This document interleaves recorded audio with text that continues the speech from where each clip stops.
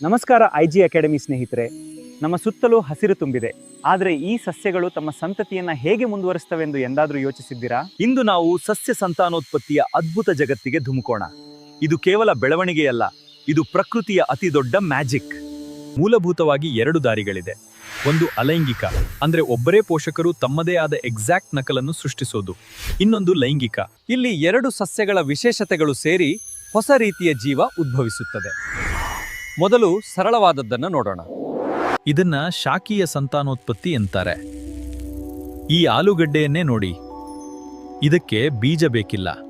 ಅದರ ಕಾಂಡದಲ್ಲಿರುವ ಕಣ್ಣುಗಳಿಂದಲೇ ಹೊಸ ಗಿಡಗಳು ಚಿಗುರೊಡೆಯುತ್ತವೆ. ಎಷ್ಟು ಸರಳ ಅಲ್ಲವೇ?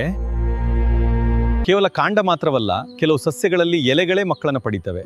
ಈ ಬ್ರಯೋಫಿಲಮ್ ಎಲೆಯನ್ನು ನೋಡಿ, ಅದರ ಅಂಚುಗಳೇ ಒಂದು ಪುಟ್ಟ ನರ್ಸರಿಯಂತೆ ಕೆಲಸ ಮಾಡ್ತವೆ. ಈಗ ಪ್ರಕೃತಿಯ ಅತ್ಯಂತ ಸಂಕೀರ್ಣ ಪ್ರಕ್ರಿಯೆಗೆ ಬರೋಣ, ಲೈಂಗಿಕ ಸಂತಾನೋತ್ಪತ್ತಿ. ಇಲ್ಲಿ ಹೂವು ಮುಖ್ಯ ಪಾತ್ರ ವಹಿಸುತ್ತದೆ.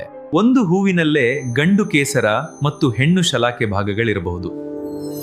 ಇದು ಪ್ರಕೃತಿಯ ರೊಮ್ಯಾಂಟಿಕ್ ಸ್ಟೇಜ್. ಗಂಡು ಭಾಗವಾದ ಕೇಸರವು ಪರಾಗವನ್ನ ಉತ್ಪಾದಿಸುತ್ತದೆ. ಇವು ಸಸ್ಯಗಳ ವೀರ್ಯಾಣುಗಳಿದ್ದಂತೆ. ಮೈಕ್ರೋಸ್ಕೋಪ್ನಲ್ಲಿ ನೋಡಿದರೆ ಇವು ಪುಟ್ಟ ಆಭರಣಗಳಂತೆ ಕಾಣುತ್ತವೆ. ಇವು ತಮ್ಮ ಪ್ರಯಾಣಕ್ಕೆ ಸಿದ್ಧವಾಗಿವೆ. ಆದರೆ ಈ ಪರಾಗ ಹೆಣ್ಣು ಭಾಗವನ್ನ ತಲುಪುವುದು ಹೇಗೆ? ಇಲ್ಲಿ ನಮಗೆ ಸಹಾಯಕರು ಬೇಕು. ಜೇನುನೊಣಗಳು, ಚಿಟ್ಟೆಗಳು, ದುಂಪಳು, ಅಷ್ಟೇ ಏಕೆ ಗಾಳಿಯೂ ಕೂಡ ದೂತರಂತೆ ಕೆಲಸ ಮಾಡುತ್ತವೆ. ಪರಾಗವನ್ನ ಒಂದು ಹೂವಿನಿಂದ ಇನ್ನೊಂದು ಹೂವಿಗೆ ಸಾಗಿಸುವ ಈ ಕ್ರಿಯೆಯೇ ಪರಾಗಸ್ಪರ್ಶ. ಪರಾಗವು ಹೆಣ್ಣು ಭಾಗದ ತುದಿಯನ್ನ ತಲುಪಿದಾಗ ನಿಜವಾದ ಸಾಹಸ ಶುರುವಾಗ್ತದೆ. ಅದು ಒಂದು ಉದ್ದವಾದ ಕೊಳವೆಯನ್ನು ಬೆಳೆದಿಕೊಂಡು ಅಂಡಾಶಯದ ಕಡೆಗೆ ಪ್ರಯಾಣ ಬೆಳೆಸುತ್ತದೆ. ಇದು ಸಮಯದ ಜೊತೆಗಿನ ಓಟ. ಅಂತಿಮವಾಗಿ ಸಮ್ಮಿಲನ. ಗಂಡು ಮತ್ತು ಹೆಣ್ಣು ಜೀವಕೋಶಗಳು ಒಂದಾಗುವ ಈ ಕ್ಷಣವೇ ಫಲವತ್ತತೆ. ಒಂದು ಹೊಸ ಜೀವದ ಕಿಡಿ ಇಲ್ಲಿ ಹೊತ್ತಿಕೊಳ್ಳುತ್ತದೆ.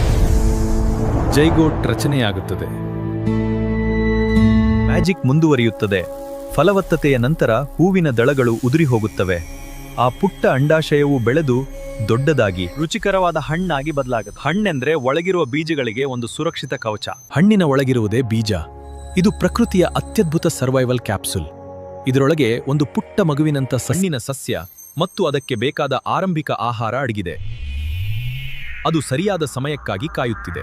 ಎಲ್ಲಾ ಬೀಜಗಳು ತಾಯಿ ಗಿಡದ ಕೆಳಗೆ ಬಿದ್ದರೆ ಬೆಳೆಯಲು ಜಾಗ ಸಾಲೋದಿಲ್ಲ. ಅದಕ್ಕೆ ಅವು ದೂರ ಪ್ರಯಾಣಿಸಬೇಕು. ಬೀಜಗಳು ಗಾಳಿ, ನೀರು ಅಥವಾ ಪ್ರಾಣಿಗಳ ಮೂಲಕ ಅವು ಹೊಸ ನೆಲೆಗಳನ್ನು ಹುಡುಕಿಕೊಂಡು ಹೋಗ್ತವೆ. ಇದನ್ನ ಬೀಜ ಪ್ರಸರಣ ಎನ್ನುತ್ತೇವೆ.